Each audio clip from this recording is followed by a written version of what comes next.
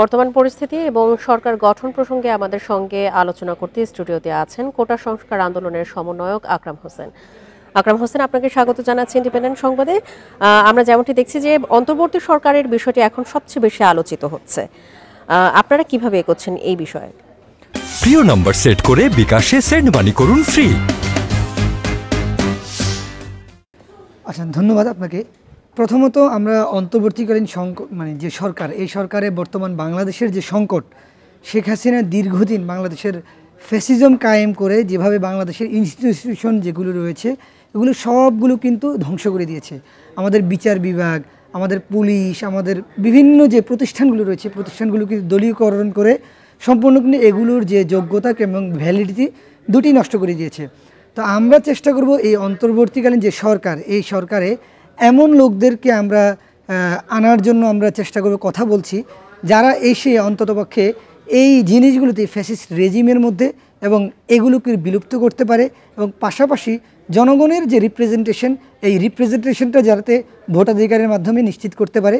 এবং পুরো জিনিসটা নিয়ে কিন্তু আমরা গতকালকে বলেছি, আজকে আমরা 24 ঘন্টা সময় চেয়েছি। 24 ঘন্টার মধ্যে আমরা কিন্তু আজকে রাতে আমরা এটাকে আনুষ্ঠানিকভাবে আমরা ধীরে ধীরে জানাবো। গণ আন্দোলনের পর নতুন ব্যবস্থা আসছে, মানুষের প্রত্যাশা কিন্তু আগের চেয়ে এখন অনেকটাই বেশি। নতুন সরকারকে কোন বিষয়গুলোর উপর নজর দেওয়া প্রয়োজন বলে মনে করছেন?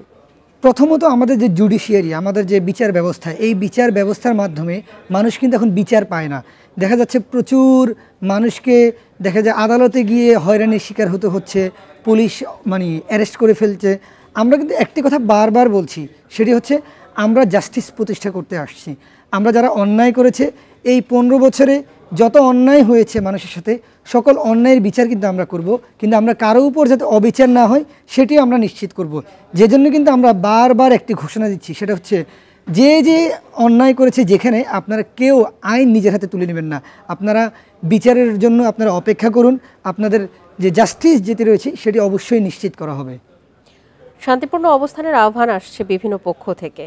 এই শান্তিপূর্ণ অবস্থানটা কিভাবে ফেরানো যায়? আমরা গতকাল যখন প্রধানমন্ত্রী পদত্যাগ করে দেশ ছেড়েছেন, তারপরে কিন্তু অনেক অরাজকতার পরিস্থিতির সম্মুখীন হয়েছে।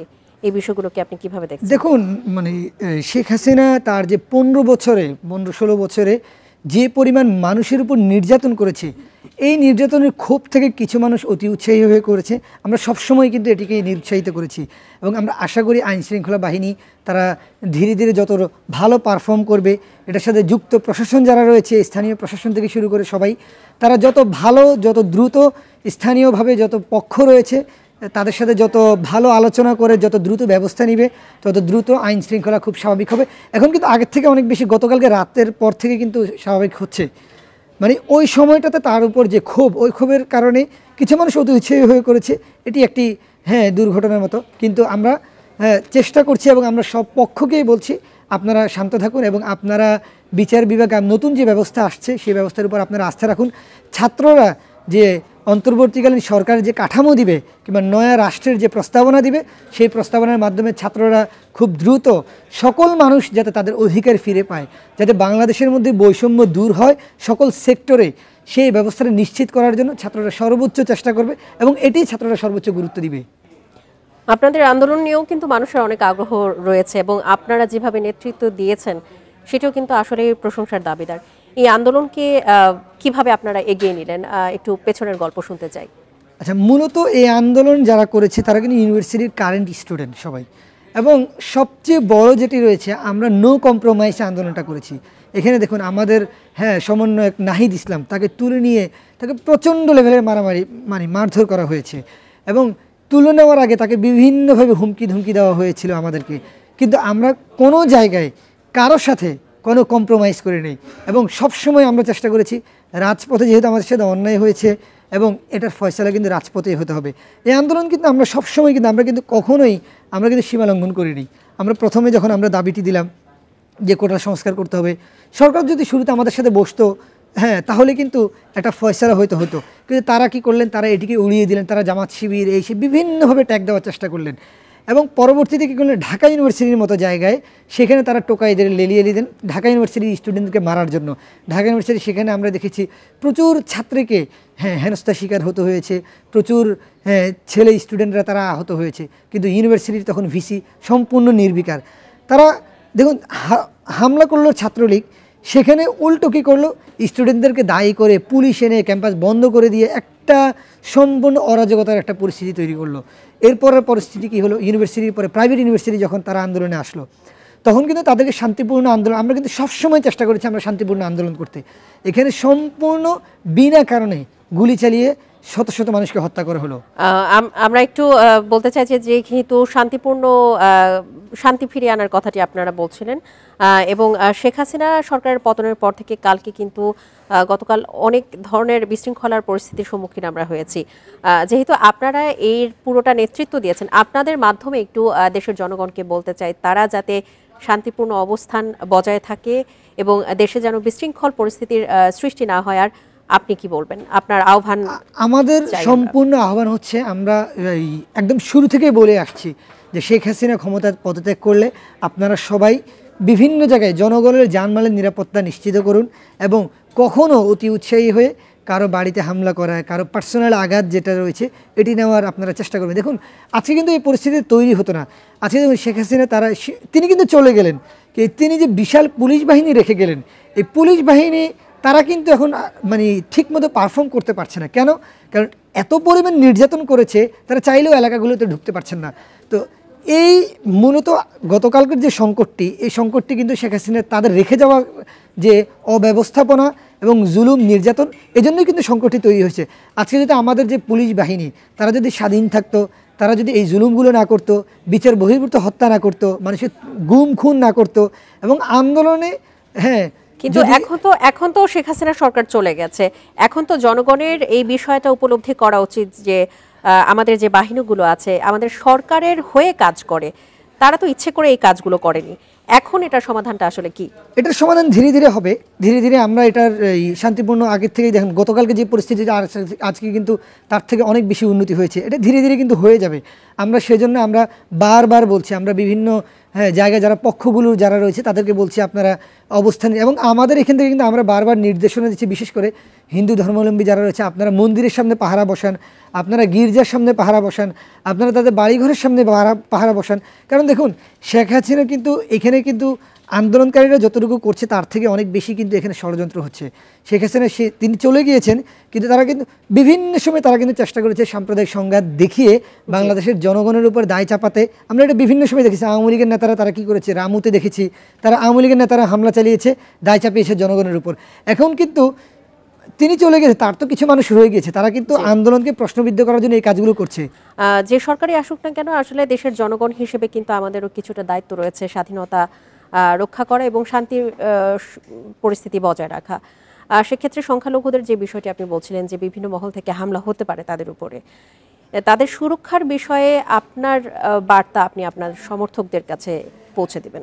আচ্ছা, আমাদের ক্লিয়ার বার্তা, আমরা সকল সমন্বয়ক একসাথে গতকালকে থেকে একাধিকবার আমরা এই মেসেজটি দিয়েছি যে আপনারা পাড়ায় পাড়ায় যেখানেই সংখ্যালঘু আছে আপনারা নিজেরাই নিরাপত্তা ব্যবস্থা করুন, যাতে সুযোগ সন্ধানী মহল যারা রয়েছে তারা এই সুযোগটি দিতে না পারে।